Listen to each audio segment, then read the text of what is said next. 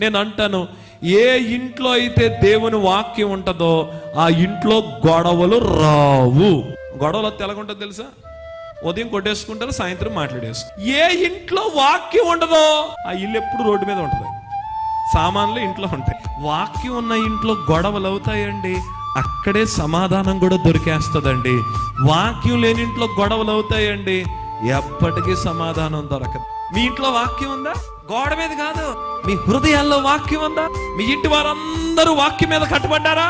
నిజంగా ఒక ఇంట్లో వాక్యం ఉందనుకోండి, భర్త అనుకుంటాడు, ఎంతసేపు మా ఆవిడ మారాలి, ఎందుకు ఈ పనికి మాలు గోల? మా ఆవిడ మారినా మారకపోయినా నేను ఓర్చుకుంటాను, ముందు నన్ను నేను సరి చేసుకుంటాను. భార్య ఏమనుకుంటా తెలిసిన, అస్తమాట్లు మా ఆయన మారాలి అనుకోదు. పోన్లే, మా ఆయన దేవుడు మార్చుకుంటాడు, నేను ఓర్చుకుంటాను, నేనే మారతానులే అనుకుంటా. ఏ ఇంట్లో వాక్యం ఉంటుందో ఆ ఇల్లు తమ తప్పులను ఏం చేస్తారు తెలుసా? సరిచేస్తుంది.